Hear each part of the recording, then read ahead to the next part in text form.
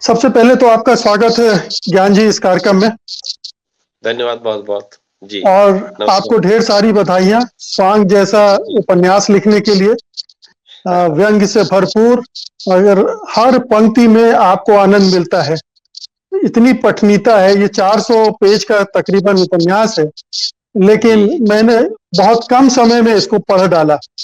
क्या बात और है। जी, जी, और पता नहीं किसी लेखक को ये कैसा लगेगा अगर मैं ये कहूंगा आपको कि ये शिवपालगंज लग रहा था, कोटरा गांव, और राग दरबारी का एक विस्तृत संस्करण मुझे लग रहा था। ये राग दरबारी का 21वीं सदी में वो गांव और वो चीज कोई बदली नहीं है, ऐसा आप कह सकते हो। और क्या बदल गया ये भी कह सकते हैं, क्योंकि आप देखिए प्रेमचंद के जमाने में गोदान लिखा गया, फिर रेणु के जमाने में मेला आंचल लिखा गया, फिर राग दरबारी के जमाने में शियाल शुक्ल जी ने राग दरबारी लिखा, और अब इतने सालों बाद उसी गांव का मैं अभी का जो लिख रहा हूँ वो अभी का गांव है।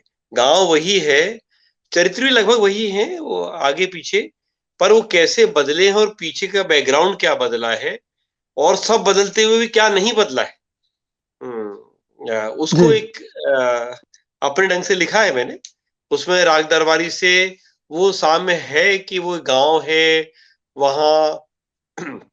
गांव का एक तंत्र में आज भी एक एजुकेशन का जो है, एक अगर कोई एक स्कूल चलाने वाला बंदा है तो वो काफी बड़ा आदमी है, और जनरली वो पॉलिटिशियन होगा, उसके पॉलिटिशियन जी, पॉलिटिकल कनेक्शंस होंगे। तो और उधर का एक थाना बहुत महत्वपूर्ण होता है, वहाँ की तहसील महत्वपूर्ण होती है, और वो तब भी महत्वपूर्ण थी, आज भी महत्वपूर्ण है। राग दरबारी में भी वही था। अब राग दरबारी से के जमाने की नकल और राग दरबारी जमाने के स्कूल से बहुत स्कूल बदल गया है, वो बताने की कोशिश है। अब वो स्कूल नहीं रहा है, सारे सिस्टम और डिजेनरेट हुए। सब सिस्टम पहले थोड़े बहुत स्वांग थे और थोड़े बहुत सिस्टम थे, अब वो लगभग स्वांग हो गए। जी, वो हैं भी और नहीं भी है, बल्कि अब एक वृहद स्वांग है, और ये बहुत खूबसूरत सा स्वांग है जो बाहर से देखा जाए तो बड़ा अच्छा लगता है, पर पूरा ही स्वांग में तब्दील हो गया है। देश देश में हर चीज पर, आपको हर शब्द पर, जो आप शब्द सुनते हैं उस पर कोई और ही अर्थ सवार है। आप जब धर्म की बात करते हैं तो धर्म बहुत बड़ा शब्द है, पर धर्म पर कुछ और ही शब्द सवार है, ये आप जानते हैं उस अर्थ को। ऐसा ही हर जगह है, लोकतंत्र, धर्मनिरपेक्षता, जनपक्षधरता, हर शब्द बड़े खूबसूरत शब्द हैं, और वो शब्द, हर हर शब्द और हर बात जब स्वांग में तब्दील हो जाए तो वो जी, कितनी डराने वाली चीज हो सकती है। आप इसको मजे लेके पढ़ सकते हैं, क्योंकि मैंने बहुत मजे लेके लिखा है इसको, पर जब आप पढ़ते पढ़ते मुस्कुराएं और फिर भी दहशत से भर जाएं, वो काम है स्वांग उपन्यास का।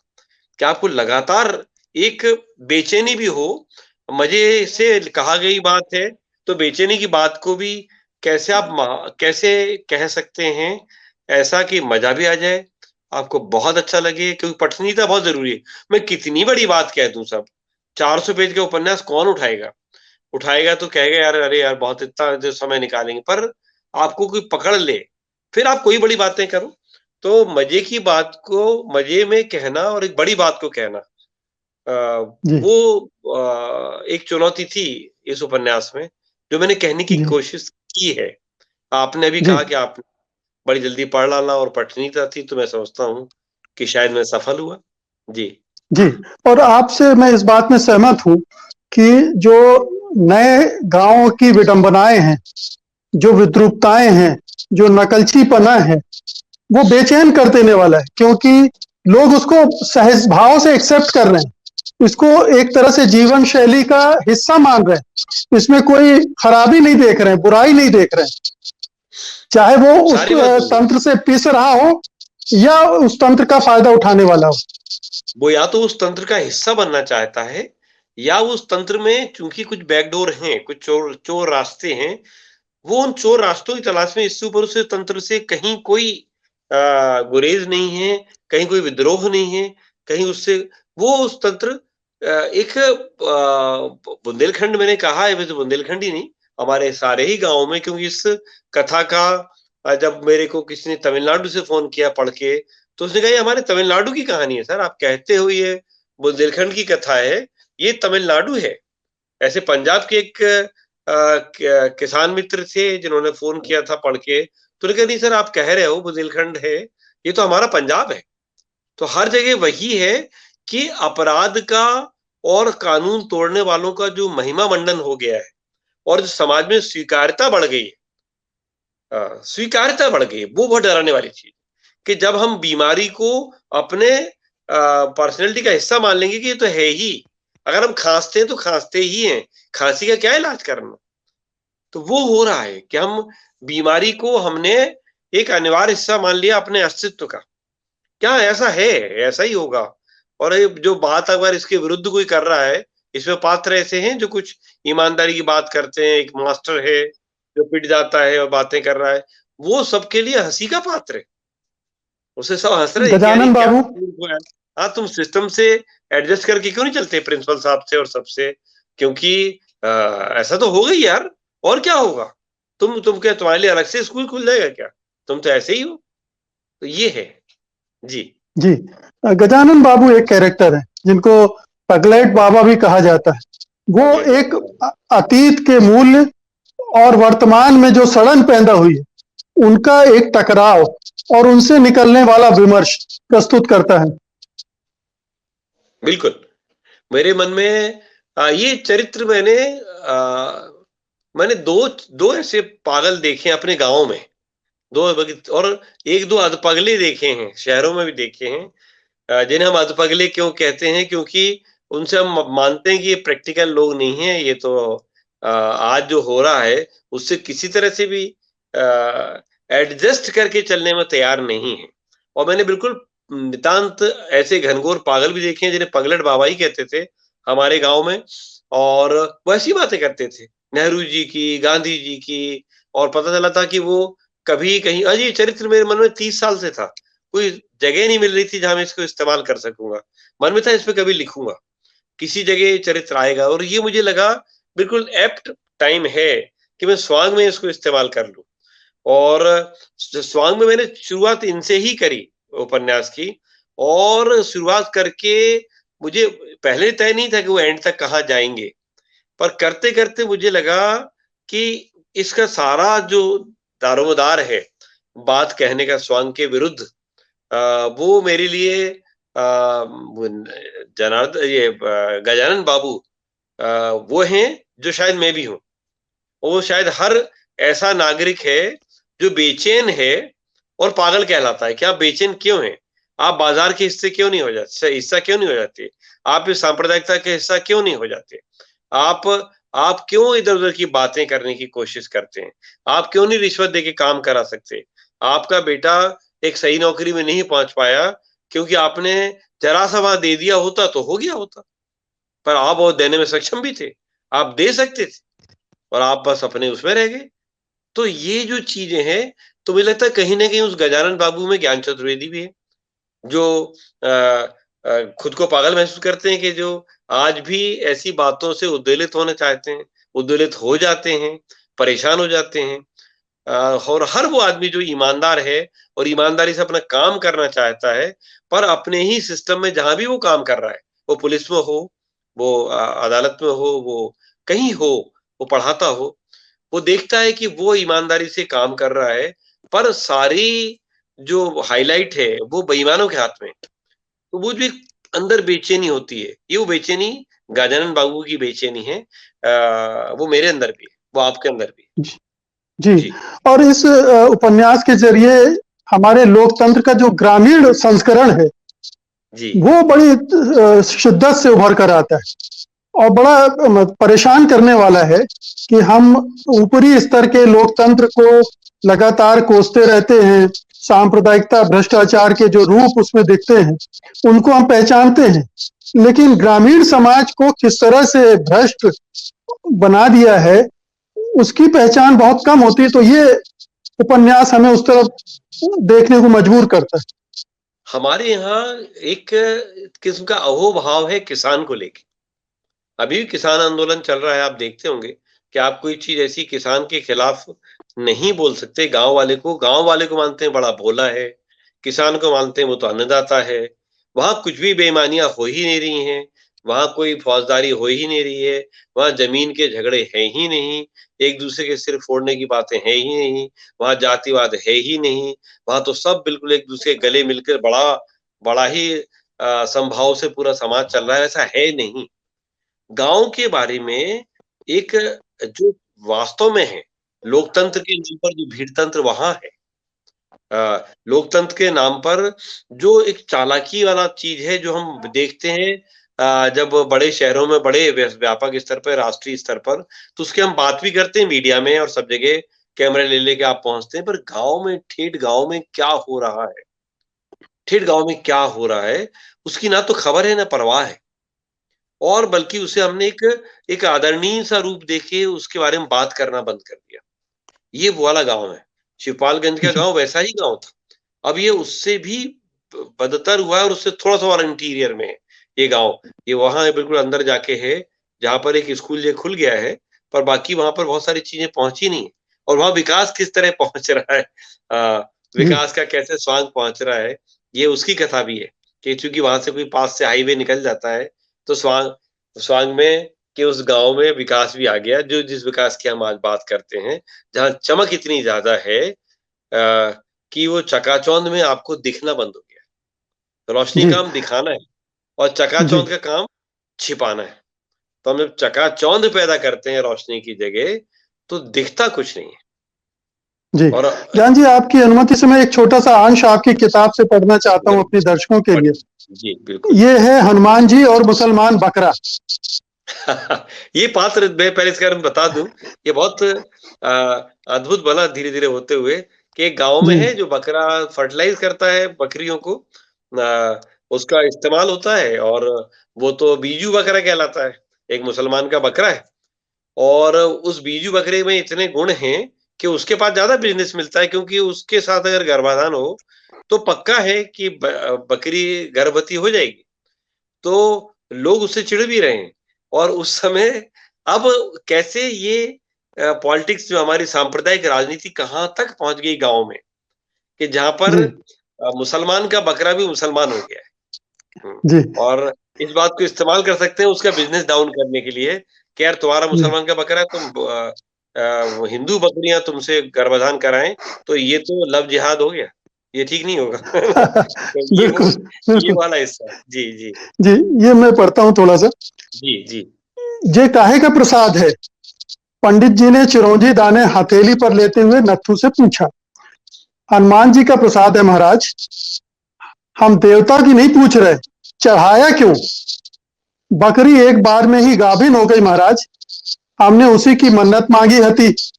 नत्थू ने प्रसाद की पुड़िया को माथे से लगाते हुए कहा। बजरंग बली तो ब्रह्मचारी देवता हैं, पता है कि नहीं? बुढ़िया की बड़ी लगन है हनुमान जी में। लगन का तो ठीक है, पर कुछ मांगते टेम ये सब तो सोच लो कि कौन से देवता से क्या मांगना है। हम कौन से पंडित आदमी है महाराज? तो किसी से कुछ भी मांगने लगोगे क्या? लक्ष्मी मैया से विद्या मांगोगे तो वो दे पाएंगी क्या? वे तुमसे यही कहेंगी, ये सब तुम देवी सरस्वती से मांगो, है कि नहीं? ऐसे ही हनुमान जी से बकरी के गाभिन होने की तुम्हारा अरज करना ठीक बात है क्या? और उनने हमारी अरज तो सुन ली। हनुमान जी हैं सीधे सरल देवता, सो मान गए। पर भक्त को भी उनका ख्याल रखना चाहिए कि नहीं? पाप हो गया महाराज। नत्थू ने सिर झुका लिया। पाप तो खैर नहीं हुआ, पर आगे से ध्यान रखियो, पंडित जी बोले। तो ये प्रसंग है, इसमें ये पूरा लंबा प्रसंग है, पूरा दिलचस्प प्रसंग है। अब मैं आपसे एक छोटा सा सवाल करना चाहता हूँ। व्यंग को आप किस तरह से पैदा करते हैं? एक व्यंग्यकार की अपनी दृष्टि होती है, वो तमाम तरह की विरोधाभास देखता है, विडंबनाएं देखता है और उनसे एक व्यंग पैदा करता है। ऑब्जर्वेशन है आपका, एक राइटर का। आप किस तरह से इसको मुझे लगता है करते व्यंग हैं? में सर हम लाख कह लें भाषा का चमत्कार, लाख कह लें व्यंजना, लाख कह लें हम टेढ़े-मेढ़े कथन के द्वारा कुछ हम पैदा करेंगे, जिसे हम हास्य के लेवल पे जब हमारे रवीन्द्रनाथ टैगोर कहते थे कि हवा में गाँठ बाँधना, कि हम हवा में गाँठ बाँध लें, हम कुछ भी कर लें, अंततः जो कायम रहता है, जो व्यंग की नींव बनती है, वो व्यंग विचार है। विचार है कि नहीं आपके कहने में? आपके इस हर डायलॉग में जो मैं कहे जा रहा हूँ, अगर कोई विचार नहीं है, किसी विचार की तरफ नहीं ले जा रहा, तो ये एक पोचा-सा चुटकुला बन के रह जाएगा। आप जब तक विचार की नींव नहीं पैदा करते, बनाते, तब तक उस पर कोई अच्छा व्यंग्य खड़ा नहीं हो सकता। तो ये परसाई जी जब कहते थे कि विचार हो, जो आपको थोड़ा विचलित कर दे, कोई चीज़ कही है जो आपको, तो मुझे लगता है कि जो चीज़ आपको विचलित करे, वो व्यंग्य है। जो आपको आत्म साक्षात्कार में डाले, आपको सोचने पे मजबूर करे, खुद के बारे में भी और दुनिया के बारे में भी, वो व्यंग्य है। अब वो व्यंग्य का विचार, एक व्यंग्य की दृष्टि आप में है कि नहीं? कई लोग व्यंग्य लिखना चाहते हैं और बहुत सारे लोग अच्छा चुटकुला सुना लेते हैं और ज़रा चुटीली बातें कर लेते हैं और वो व्यंग्य लिखने लगते हैं। क्यों कुछ लोग कहते हैं यार तुमको तो लिखना चाहिए, तुम तो व्यंग्य लिख लेते हो। चुटीली बात व्यंग्य नहीं है। एक चुटकुलेनुमा बात कहना व्यंग्य नहीं है। व्यंग्य उससे अलग चीज़ है। वो व्यंग्य की दृष्टि आप में है कि नहीं? और अगर आप रियली व्यंग्यकार से मैं अपने आप को कहूँगा मैं व्यंग्यकार हूँ, तो मेरे को हर चीज़ देखने में उसके पीछे का जो व्यंग्य है वो हमेशा झाँकता है। उस सिचुएशन का, उस चरित्र का, उस स्थिति का व्यंग्य मेरे को सामने जो किसी को ना दिखे, पर मुझे उसमें दिखेगा। जिसे हम कहते हैं उन विडंबनाओं को पकड़ना और उन जो उसके अंदर उस परिस्थिति में जो द्वंद है, उसको पकड़ने की आप में क्षमता है कि नहीं है? अगर वो है तो आप फिर एक अच्छा व्यंग्य लिख सकते हैं।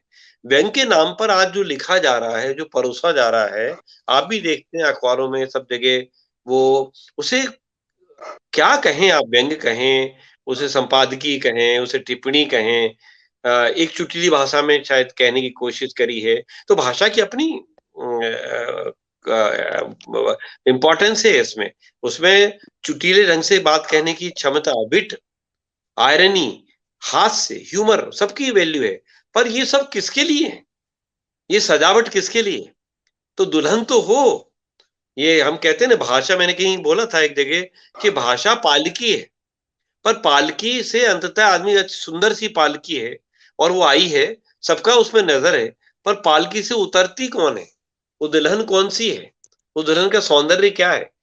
वो सारी बात पालकी को जस्टिफाई करेगी, वरना खाली पालकी आपकी। तो खाली पालकी को कहार लेके घुमाते रहें, तो उससे कहीं दुल्हन का दृश्य नहीं पैदा हो जाएगा। तो सारी बात वो है बिल्कुल। कि आप में वो दृश्य जी, आप में वो है कि नहीं है? और वो आपको बहुत सारे अध्ययन से, जीवन के बारे में बहुत ईमानदार दृष्टि से, जीवन के बारे में ईमानदार सोच से, वो संवेदनाओं से और बहुत सारे अध्ययन से। आपको केवल संवेदना से बात नहीं बनती। आपने कितना पढ़ा है? आपने अगर मैं कुछ कहूँ तो क्या आपने पढ़ा है? धर्म पढ़े हैं आपने, आपने जो विचार की जब बात करते हैं आप, तो आपने मार्क्स को पढ़ के देखा है, आपने विवेकानंद को पढ़ के देखा है, आपने नेहरू को पढ़ के देखा है, आपने सावरकर को पढ़ने की कोशिश की बिफोर कि आप कुछ क्रिटिसाइज़ करें, समझें तो उसको क्या बोल रहा है। हर एक को आपने पढ़ के समझ के फिर आप एक विचार बनता है आपकी आपकी वैचारिक पृष्ठभूमि क्या है? आप कितना पढ़ते हैं? लिखने से जी, ज़्यादा मुझे लगता है व्यंग्य में तो ख़ासकर आपके पढ़ने की बहुत बात है, कि आपकी पढ़ाई जी। क्या है? आपने कितना पढ़ा है और कितना गुना है? पढ़ने के लिए किताबें मेरे अध्ययन और पीछे लगी हुई मनन। हैं, ऐसे लगा के बैठ जाओ। जी, जी, बिल्कुल। जी। मेरा आखिरी सवाल है कि ये त्रयी की तीसरी किताब है। बारहमासी, हम न मरब और ये तीसरी किताब है। इन तीनों में आपको सबसे ज्यादा लेखन की संतुष्टि किसमें मिली?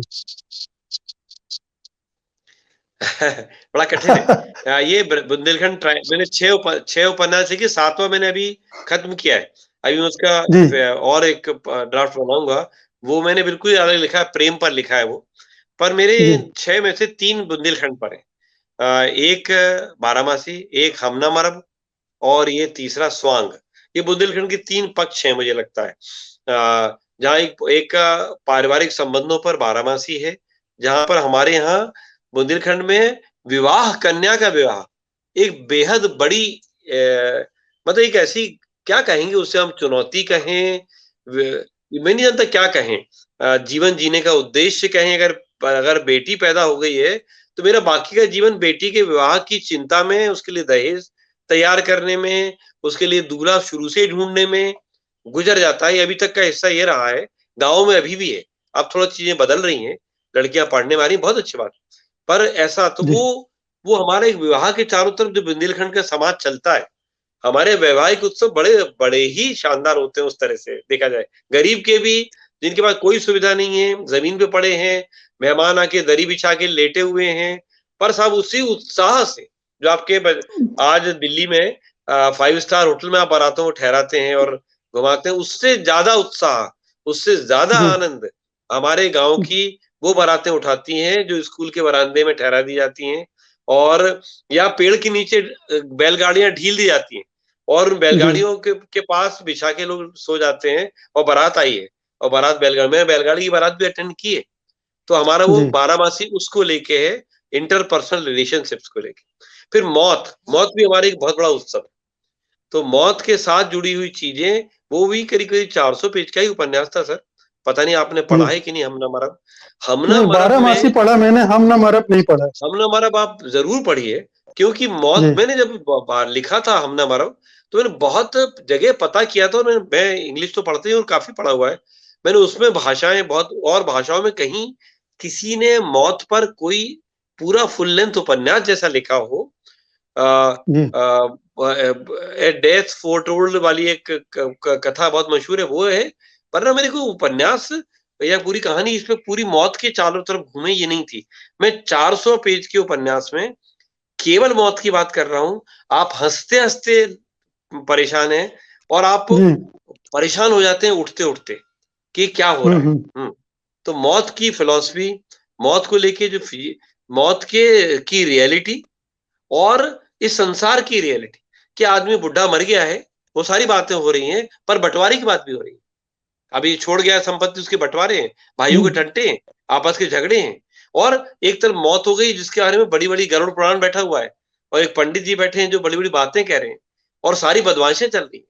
और वो 4-5 दिन के जो लोग मेहमान इकट्ठे हो गए हैं, जो अभी 13वीं के लिए फिर आएंगे, अभी तो तुरंत आए हैं, वो एक पूरा माहौल जो खड़ा किया है, हमारा मरघट, हमारी शव यात्रा, उसके अंदर का जो माहौल है वो बहुत मजेदार है। आप जी पढ़ेंगे तो आपको बहुत मजा आएगा, बहुत बहुत मैं दिल से बिल्कुल लिखा है। पढ़ूंगा, और बहुत मैंने बिल्कुल होमवर्क पढ़। किया था। हाँ, मैंने गांव में जाके बहुत होमवर्क किया था। हमारे रिचुअल्स को समझा था, मौत पर जो होते हैं, गांव के मरघट को देखा था, अपने मामा जी के साथ घूमा था बहुत, और फिर मैंने उस तैयारी से लिखा था। तो हमना मरब दूसरा है, और तीसरा भी जी ये स्वांग है। अब आप मुझसे ये कहें कौन सा बच्चा पसंद है आपको, कौन, ये वाला, छोटा वाला, कौन सा वाला, तो मैं इतना ही कहूंगा कि मैंने बारामासी एक गो में लिखा था। मैंने उसको करेक्ट भी नहीं किया, उसमें कहीं कोई दोबारा रिवाइज नहीं किया। बारामासी सबसे पॉपुलर चला है, अभी इंग्लिश में उसका अनुवाद भी आ गया, अलीपुरा नाम से जगरनॉट ने छापा है, जी और काफी जी चर्चित हो रहा है अंग्रेजी में भी। वो एक दो पुरस्कारों के लिए शॉर्ट लिस्ट हुआ है। तो वो बारामासी है। तो बारामासी में मेरा पहली बार मैंने व्यंग को ये समझा था कि ये एंटी एस्टेब्लिशमेंट ही कहा जाता है व्यंग। तो एस्टेब्लिशमेंट, एंटी एस्टेब्लिशमेंट के अलग से हटकर भी व्यंग क्या, हमारे पारिवारिक जीवन में जो विडंबनाएं हैं, उन पर व्यंग क्यों नहीं किया जा सकता। तो मैं उधर लाया था बिल्कुल व्यंग को, जो पहले किसी ने व्यंग में नहीं लाया है। हिंदी व्यंग में कोई नहीं लेके आया, जहां मैं लेके आया व्यंग को, जहां पे जी व्यक्तिगत जीवन में, हमारे संबंधों में, माँ बेटे के संबंध में, बेटा बेटी के संबंध में, शादी में, पति पत्नी के बीच में कहाँ से कैसे व्यंग आ रहा है, तो मैं लाया उसको, व्यंग को लेके आया। तो मैंने बारामासी के मुश्किल से डायरी में लिखा था, और उसी में थोड़े करेक्शन लगा के टाइपिस्ट को दे दिया था। उस जमाने में ये कंप्यूटर वगैरह नहीं होते थे, बस ऐसे जी ही था, हाथ से लिखा और टाइपिस्ट ने करेक्शन किया बड़ा कठिन से, एक बार हो गया और दे दिया कि भैया छाप दो जी उनको। मैंने हमना मरब को पहली बार है कि मैंने उसके छपके आए, कंप्यूटर वाले ने छापा, पर मैंने करेक्शन लगाया, कंप्यूटर वाले को दिया, ये अलग हो गया कि उससे करवाया। मैंने 4-5 बार करेक्शन दिए, मेरा टाइपिस्ट परेशान हो गया कर करके कि आप तो हर बार काट देते हैं, पूरा पेज काट देते हैं, फिर कोई नई चीज बगल में हाशिए पे लिख डालते हैं। पर मैंने ऐसा किया, फिर तो उसमें मैंने भाषा पे बड़ा काम किया। अब मैंने इस बार जी जब ये किया तो ये मैंने खुद से किया। इस बार मैंने कंप्यूटर में खुद घुसा, मैंने लिखा डायरी में, फिर मैंने कंप्यूटर में खुद टाइप किया, फिर करेक्शंस लगाता रहा, करेक्शंस लगाता रहा, करेक्शंस लगाता रहा। हर बार पढ़ता था मुझे कोई एक वाक्य अलग लग जाता था, नहीं यार इसको तो ऐसा लिखूं तो क्या बात। तो मैंने इनमें बिल्कुल ज्यादा मेहनत की है। इसको यूं भी जी कह सकते हैं कि शायद मैं बारामासी में ज्यादा सहज था, और यहाँ मैंने शायद बाकायदा एक समझ के, विधा को समझ के और काम करने की कोशिश की। मैं नहीं जानता, जी तीनों में अलग-अलग तरह की मेहनत है, तीनों अलग-अलग तरह की चीज़ें हैं। बुंदेलखंड के सारे पक्ष को समझने की कोशिश है, और इस बहाने से मैं बुंदेलखंड से हूँ, तो मैंने ये कहूँगा अपनी मिट्टी का ऋण चुकाने जी की कोशिश की है। आधा और बुंदेलखंडी मैं भी हूँ। अच्छा वाह! क्या बात है। तो मैंने तो बुंदेलखंड को खड़ा करने की कोशिश की है कि जी बुंदेलखंड केवल डकैती का इलाका नहीं है। बुंदेलखंड जी केवल हमारे वृंदावन बर्मन जी ने जो लिखा है वो राजा महाराजाओं की ऐतिहासिक कथाओं का ही बुंदेलखंड नहीं है, या जो कुछ स्त्री स्वर को देते हुए बहुत अच्छा जो उन्होंने लिखा है, देखिए नाम मैत्रेयी पुष्पा ये पुष्प, हाँ, जी इदनम की लेखिका ने लिखा है, जी उससे अलग हटके मैत्रेयी पुष्पा बुंदेलखंड है। जी हाँ, जी मैत्रेयी पुष्पा से अलग हटके जी भी एक बुंदेलखंड है। ये बुंदेलखंड मैत्रेयी के उपन्यासों में नहीं है, पर नहीं नहीं है ये जो रॉ बुंदेलखंड है, रॉ खालिस बिल्कुल बुंदेलखंड, ये जी मेरे उपन्यासों में। बिल्कुल और बिल्कुल जी, जी। तो ज्ञान जी अब आपका अगला उपन्यास पूरा हो चुका है और जल्दी ही आ जाएगा, तो हम लोग फिर अब मिलेंगे और उस उपन्यास बिल्कुल, पर चर्चा करेंगे। ज़रूर, आज के लिए थैंक यू। आपने समय निकाला, धन्यवाद। आपका बहुत बहुत शुक्रिया। बहुत-बहुत धन्यवाद। धन्यवाद मुकेश जी, धन्यवाद। बहुत-बहुत धन्यवाद। सत्य हिंदी का ऐप डाउनलोड करें गूगल प्ले स्टोर पर।